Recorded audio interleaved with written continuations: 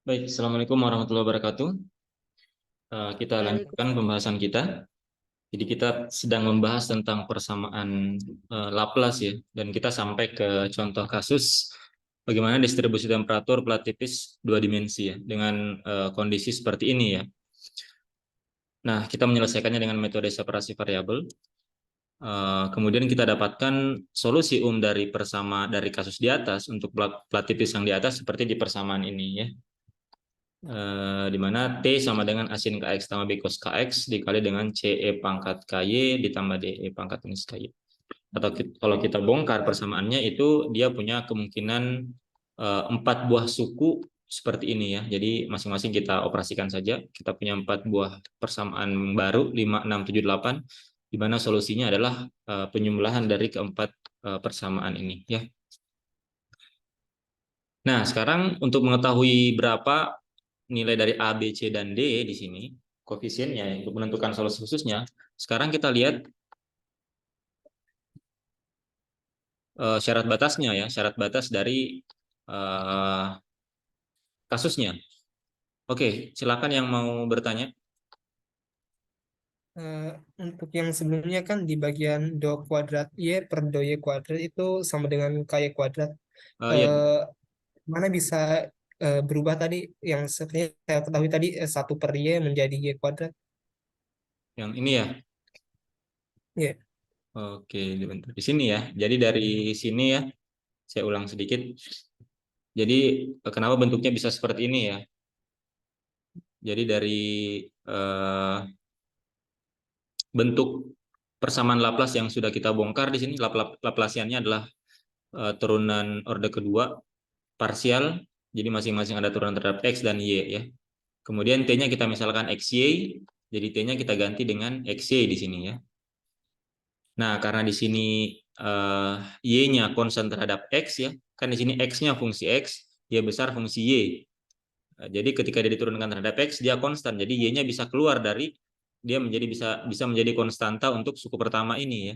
Jadi Y-nya keluar, jadi tinggal menjadi Y dikali do kuadrat X do X kecil. Sama halnya untuk yang suku kedua.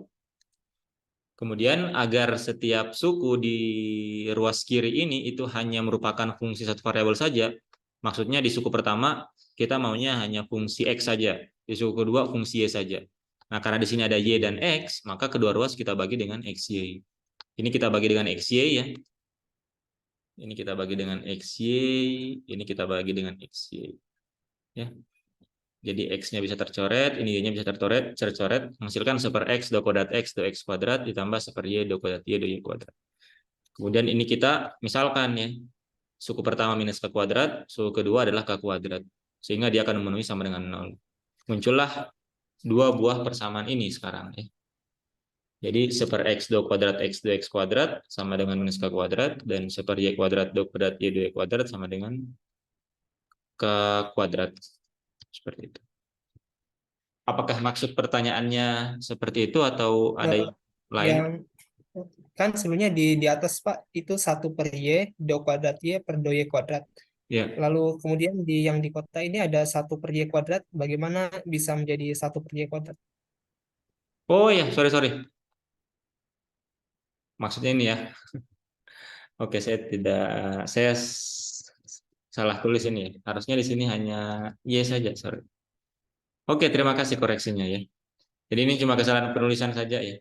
Saya kira tadi maksudnya memperoleh persamaan ini dari mana ya. Saya kira ini sudah jelas ya, proses dari persamaan ini ke sini. Hanya saja di sini ada sedikit yang keliru. Tadi harusnya di sini hanya Y saja ya di sini. Jadi K Y saja. Oke. Oke, terima kasih ya. Jadi K kuadrat Y yang betul ya, bukan KY kuadrat. Ya. Oke, terima kasih Ihsan ya. Sudah jelas ya? Iya jelas Pak. Oke. Oke, terima kasih. Jadi kalau misalkan ada yang terlihat aneh atau kesalahan penulisan atau mungkin saya salah menghitung, bisa langsung dikoreksi saja ya, langsung dipotong saja, tidak masalah ya. Supaya ke bawahnya itu tidak berlarut-larut kesalahannya ya. Oke. Sekarang Oke, sekarang kita punya solusi umumnya. Sudah kita bongkar, sekarang kita lihat syarat batasnya ya. Nah, dari soal ini kita akan punya 4 buah syarat batas. Karena masing-masing sisi itu dia punya nilai temperatur yang diberikan, ya. Jadi kita akan punya 4 buah syarat batas. Nah, syarat batas yang pertama itu suhunya ketika Y-nya menuju tak hingga. Berarti X ketika Y-nya itu tak hingga. Berarti yang di atas ini ya, sisi yang ada. Jadi kalau kita bisa bayangkan, di atas ini itu ada sisinya juga ya, tapi di titik tak hingga. Dia di sepanjang sumbu X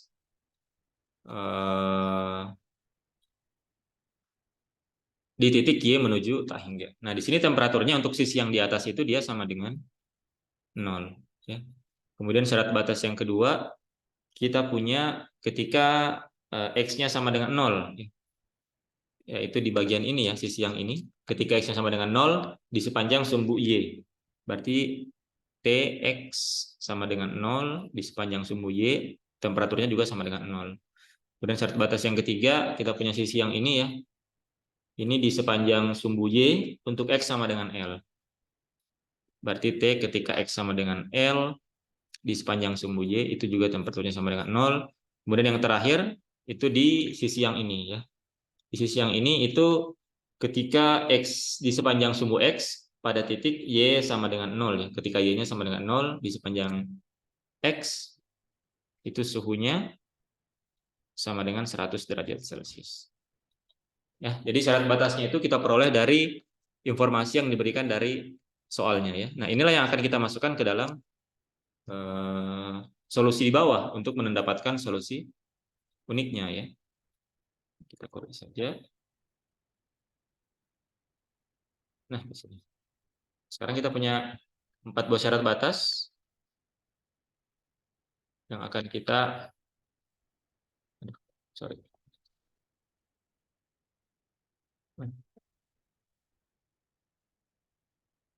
Kita punya 4 buah syarat batas yang akan kita masukkan ke dalam solusi ini ya.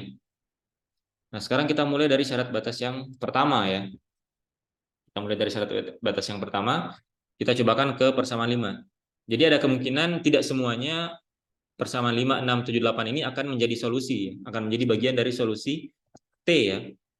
Karena memungkinkan ada konstanta yang akan sama dengan 0 nantinya ya, berdasarkan syarat batasnya. Misalkan kita coba di syarat batas yang pertama, kita masukkan ke dalam persamaan 5 misalkan. Ketika Y-nya sama dengan tak hingga, maka dia harus sama dengan 0 ya. Berarti persamaannya sama dengan A, E pangkat, Y-nya sama dengan tak hingga ya. K dikali dengan tak hingga, sin Kx. Nah, ini harus sama dengan 0 ya. Nah, kita tahu bahwa eksponensial berpangkat tak hingga, ini akan sama dengan tak hingga ya. Dia akan sama dengan tak hingga. Sehingga agar dia sama dengan 0, karena sin Kx ini dia bebas, kita belum tentukan berapa nilai X-nya, maka agar persamaan 5 ini memenuhi syarat batas yang pertama, maka otomatis A-nya harus sama dengan 0 ya. Kalau dia 0, berarti 0 dikali tak hingga dikali sin Kx dia akan sama dengan 0 ya. Atau istilahnya persamaan 5 ini dia tidak memenuhi untuk menjadi bagian dari solusi T ya. Karena ketika Y-nya kita masukkan, nilai Y-nya yaitu Y sama dengan tak hingga kita masukkan ke dalam persamaan 5, maka dia tidak akan mungkin sama dengan 0 ya. Sehingga persamaan 5 dia tidak menjadi solusi bagian dari solusi persamaan untuk distribusi temperatur. Kemudian yang kedua kita coba masukkan di persamaan 6 ya.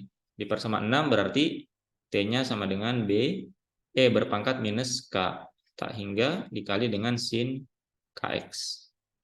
Ya. Nah, ini karena dia E berpangkat minus, dia berarti bisa menjadi B per E pangkat K tak hingga ya. Dia menjadi, kita pindahkan agar pangkatnya menjadi positif, sin Kx. Dan ini akan sama dengan tak hingga ya. Suatu bilangan atau suatu konstan dibagi dengan tak hingga, maka dia otomatis akan sama dengan 0 ya. Berarti ini memenuhi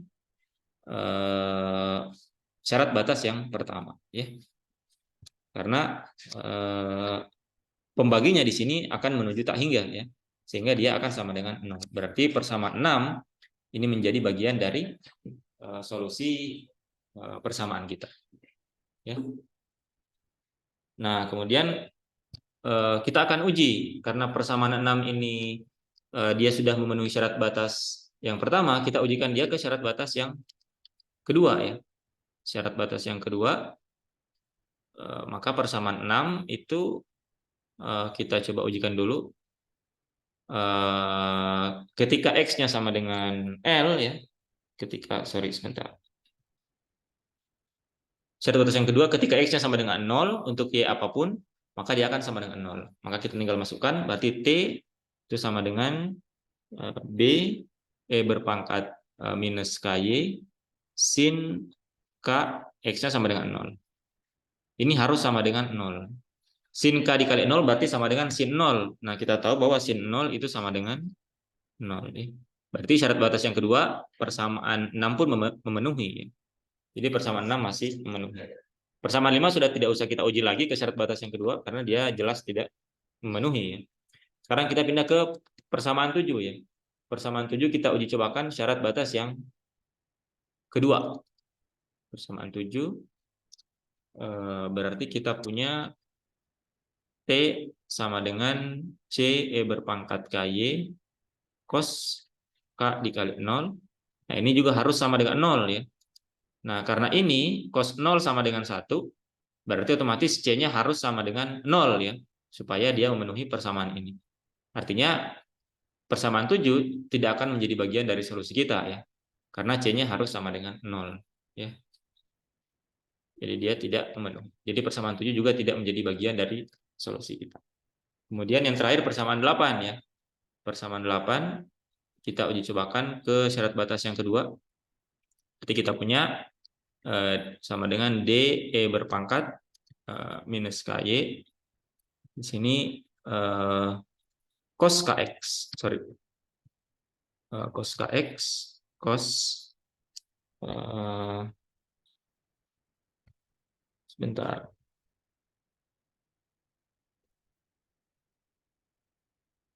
Ini berarti cos K dikali 0 ini sama dengan, harus juga sama dengan 0 ya, untuk memenuhi syarat batas yang kedua. Nah, ini juga sama dengan 1 ya. Nah, berarti D-nya harus sama dengan 0 supaya dia memenuhi syarat batas yang kedua. Artinya persamaan 8 juga tidak memenuhi untuk menjadi solusi kita. Jadi yang memenuhi hanya persamaan 6 saja ya. Ini BE pangkat minus KY sin KX. Jadi sekarang kita punya solusi setelah memasukkan syarat batas 1 dan syarat batas yang kedua. Sekarang solusi kita hanya tinggal menyisakan persamaan 6 saja. Jadi kita punya T XY sama dengan B E berpangkat minus KY sin KX. Ya. Jadi ini solusi umum kita sekarang ya, setelah dimasukkan syarat batas 1 dan 2. Berarti yang akan kita cari sekarang adalah berapa besarnya B dan berapa besarnya K. Karena B dan K ini merupakan konstanta sembarang yang bisa kita ketahui nilainya dengan memasukkan syarat batas. Nah, untuk mengetahuinya kita lanjutkan ke syarat batas yang ketiga. Syarat batas yang ketiga, kita punya ketika X-nya sama dengan L, untuk Y apapun, dia harus sama dengan 0 juga. Berarti kita punya T L, Y ya, ini sama dengan B E berpangkat minus KY ya, sinus KL ini sama dengan, harus sama dengan 0. Nah, kita tahu tadi bahwa B-nya itu dia konstanta sembarang yang belum tentu 0 ya. Dia bisa 0, bisa tidak 0. Sorry, dia tidak boleh 0 ya. Karena dia merupakan, kalau dia 0 berarti solusi kita tidak punya solusi ya. Berarti agar solusi kita sekarang memenuhi syarat batas yang ketiga, karena B-nya tidak mungkin sama dengan 0 dan E pangkat minus KY belum ditentukan ya, karena Y-nya bisa sembarang, berarti suku sin KL-nya itu dia harus sama dengan 0 ya. Sin KL-nya ini harus sama dengan 0 agar dia memenuhi syarat batas yang ketiga.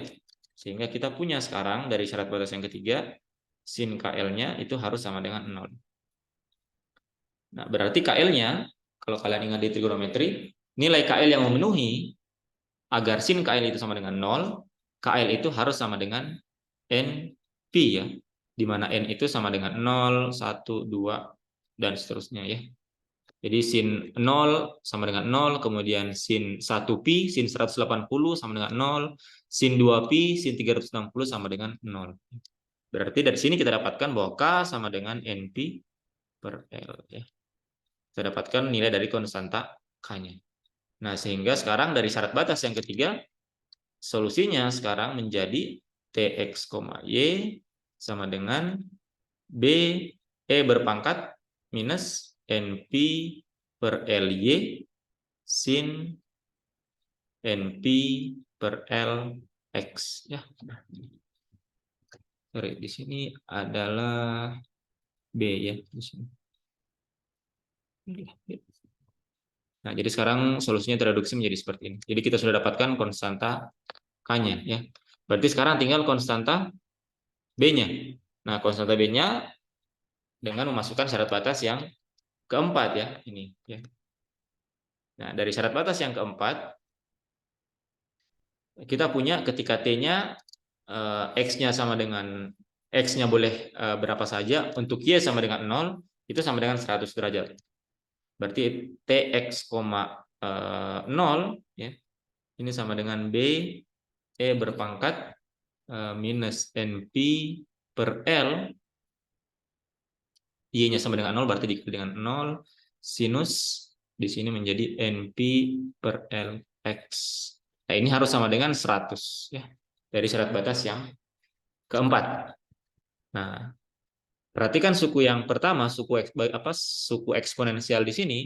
Di sini kan E berpangkat minus NP per L dikali 0. Berarti ini akan menjadi E berpangkat 0 ya. E berpangkat 0 itu sama dengan 1 ya. Sama dengan 1. Berarti suku eksponensialnya akan sama dengan 1 ya. Sehingga solusinya akan menjadi B sin NP per L X seperti ini. Nah, dan ini harus sama dengan 100. Nah, kita tahu bahwa nilai maksimum dari sinus itu sama dengan 1 ya. Sehingga dia tidak mungkin bernilai tunggal. B-nya ini tidak mungkin bernilai tunggal. Konstantanya tidak mungkin bernilai tunggal ya. Kita belum tahu nilainya ini seperti apa karena X-nya sembarang. Sehingga tidak mungkin B-nya bernilai tunggal karena nilai maksimum dari sin-nya itu hanya sama dengan 1 ya. Jadi dari sini kita bisa lihat bahwa nilai maksimum dari suku sinus atau dari sin NP X per L itu adalah 1 ya. Nah, sehingga B itu tidak mungkin bernilai tunggal.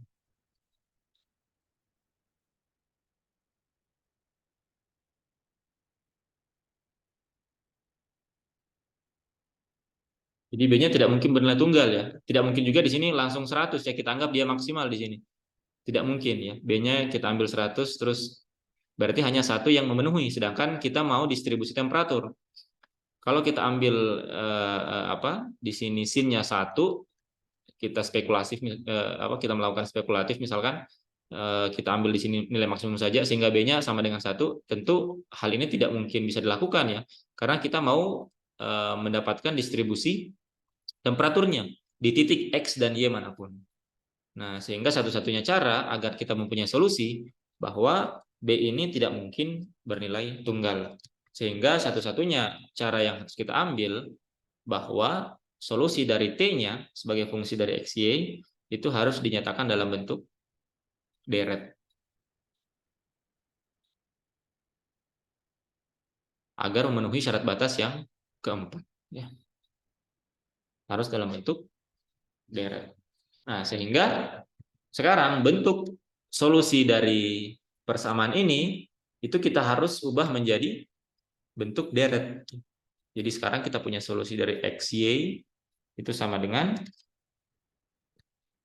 sigma N sama dengan 1 sampai tak hingga dari Bn E berpangkat minus NP Y per L sinus NP X per L ya. Jadi N-nya dia berjalan dari 1 sampai tak hingga. Nah, ini kita punya solusi berdasarkan syarat batas yang keempat. Nah, baru kemudian setelah kita definisikan solusi T kita yang baru sebagai bentuk deret, kita masukkan kembali syarat batas yang tadi ya. Gunanya apa? Untuk mendapatkan nilai dari BN-nya ya. BN-nya berapa?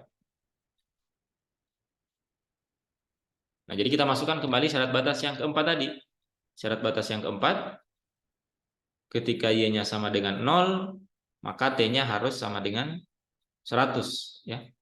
Berarti di sini T X, 0 itu sama dengan sigma N sama dengan 1 sampai tak hingga BN.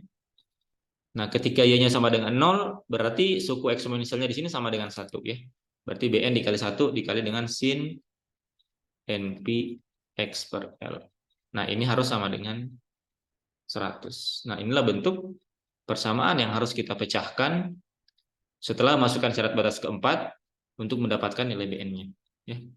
Nah, kalau kalian perhatikan, kalau kalian jeli melihatnya, ini mengingatkan suatu bentuk deret yang sudah seharusnya familiar dengan kita ya.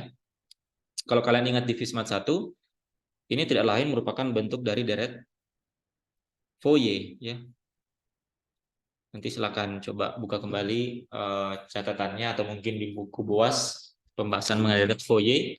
Nah, bentuk persamaan ini itu tidak lain adalah bentuk dari deret Fourier. Sehingga untuk mendapatkan nilai dari BN-nya itu kita harus menggunakan deret Fourier.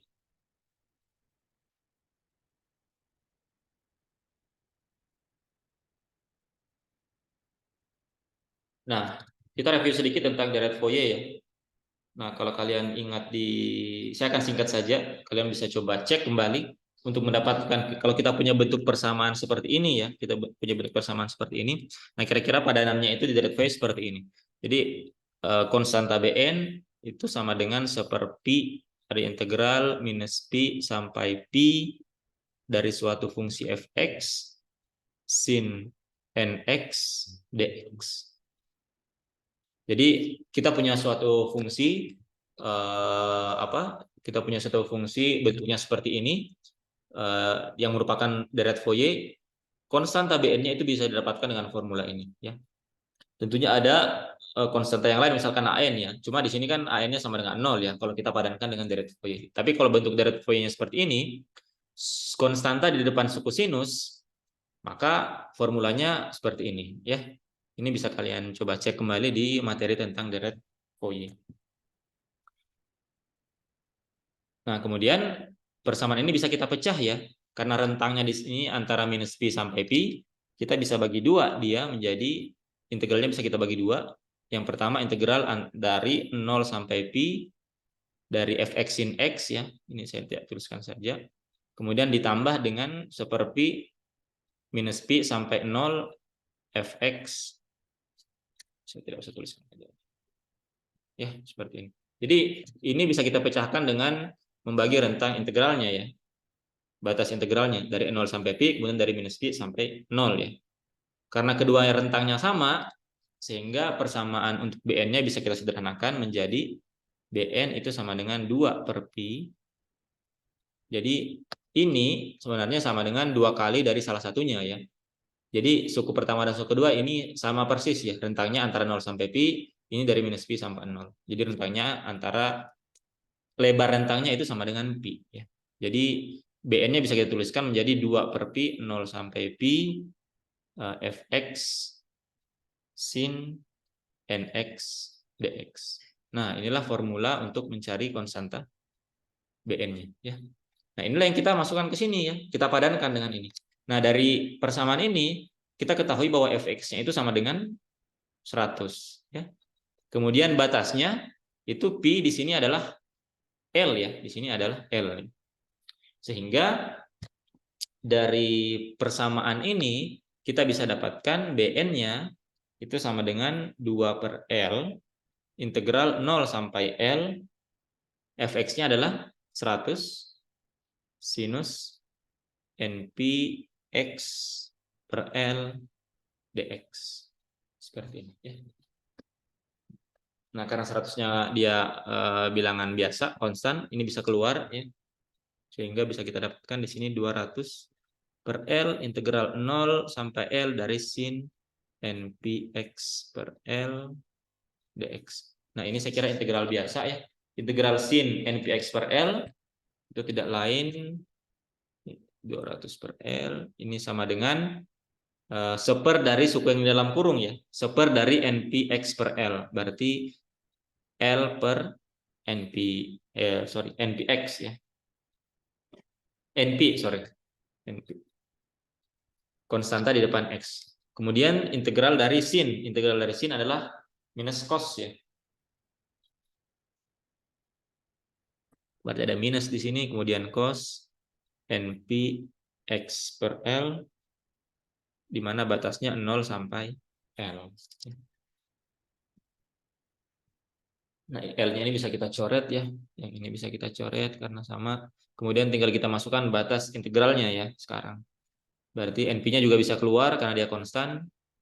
Atau kita sederhanakan saja di sini menjadi 200 minusnya juga keluar, minus 200 per NP. Kemudian ini cos NP X per L, batasnya 0 sampai L. Jadi tinggal kita masukkan sekarang ya. Berarti kita dapatkan BN-nya sama dengan minus 200 per NP. Syarat batas yang pertama kita masukkan X-nya sama dengan L ya. Kalau X-nya sama dengan L berarti tinggal menyisakan cos NP saja. Kemudian X-nya diganti 0, berarti dikurang cos 0. Ya. Ini tinggal kita jalankan operasinya. Ini minus 200 per NP. Nah, cos NP ini dia akan memiliki nilai ya. Ada dua. Dia bisa sama dengan minus 1, dia bisa sama dengan 1 ya. Atau cos NP itu sama dengan minus 1 berpangkat N ya. Misalkan cos 0, kalau cos 0 berarti N-nya 0 ya. Kalau N-nya 0 berarti cos 0 sama dengan 1. Kalau N-nya 1, ini N-nya 0. Kalau N-nya 1 berarti cos 180 ya. Ini sama dengan minus 1. Kalau N-nya 2, cos 360 berarti ini sama dengan 1 ya. Artinya kalau N-nya genap, maka dia akan sama dengan 1. Jadi N genap akan positif, N ganjil sama dengan negatif ya, kalau N-nya ganjil. Berarti N1, 3, 5 akan sama dengan minus 1, N-nya 0, 2, 4, dan seterusnya akan sama dengan positif 1. Makanya di sini cos NP sama dengan minus 1 pangkat N. Jadi kalau N-nya ganjil akan sama dengan minus 1, kalau N-nya genap, dia akan menjadi positif 1. Kemudian cos 0, ini sama dengan 1. Seperti ini. Nah, ini akan memiliki dua nilai ya. Maka BN-nya itu akan sama dengan, kalau dia ganjil, kalau N-nya ganjil, berarti BN-nya akan sama dengan, di sini menjadi minus 1 ya. Minus 1 dikurang 1 sama dengan minus 2. Minus 2 dikali minus 200 per NP sama dengan 400 per NP. Tapi kalau N-nya genap, berarti di sini minus 1 berpangkat N genap akan sama dengan 1. 1 dikurang 1 sama dengan 0 ya. Berarti BN-nya akan sama dengan 0. Berarti BN-nya hanya akan mempunyai nilai, BN hanya mempunyai nilai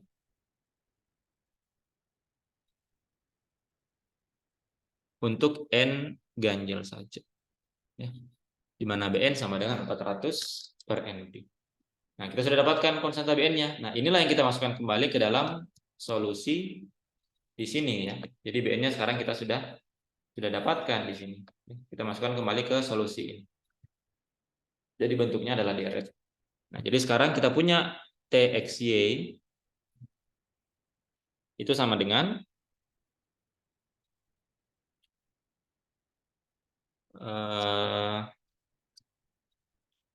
dia punya nilai untuk N ganjil saja ya. N ganjil saja berarti untuk N sama dengan 0 tidak ada, sama dengan 0. Atau kita masukkan saja ya. Ini kan kita punya sigma N sama dengan 1 sampai tak hingga dari BN berpangkat minus NP Y per L sin NP per LX seperti ini. Nah, ini kalau kita jalankan misalkan untuk N sama dengan 0, tentunya dia akan sama dengan 0 ya, karena sin 0 sama dengan 0, jadi tidak termasuk ya. N sama dengan 0-nya tidak masuk ke dalam solusi, karena dia pasti akan sama dengan 0. Sin 0 sama dengan 0.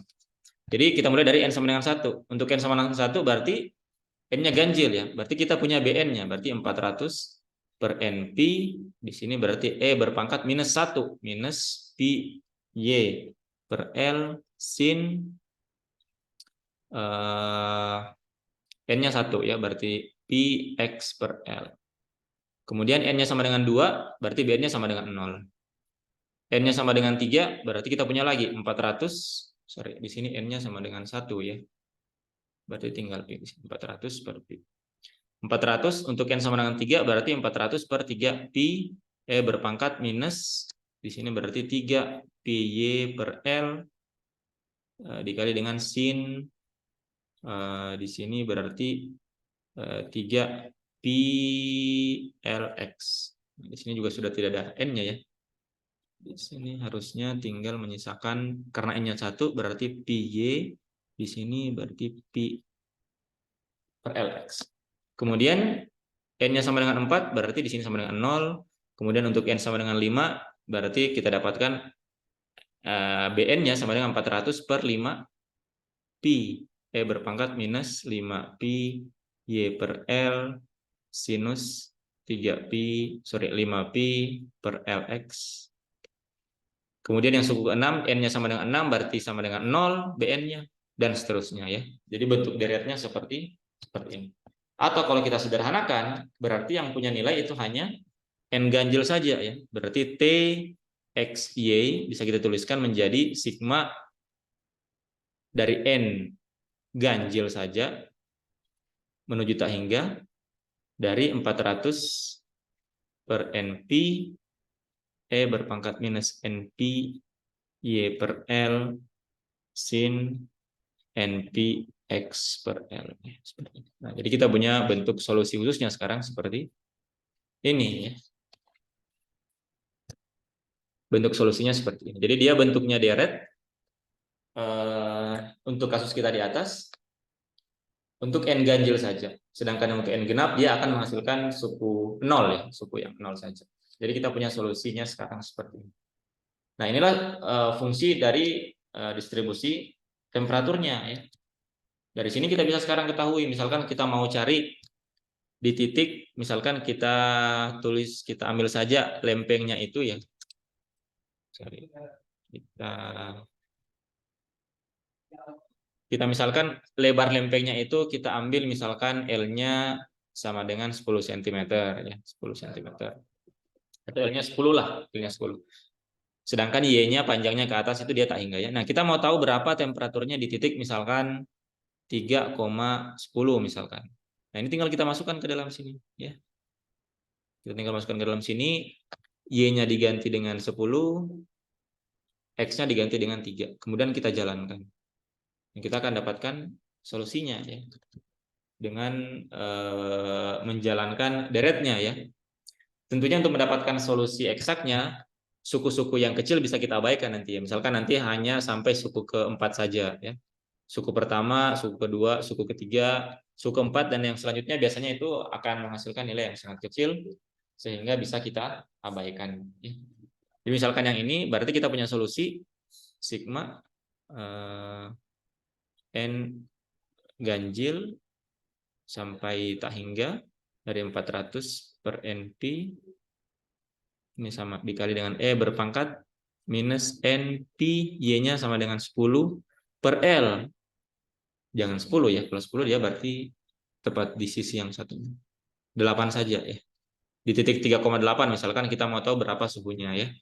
Berarti di sini NP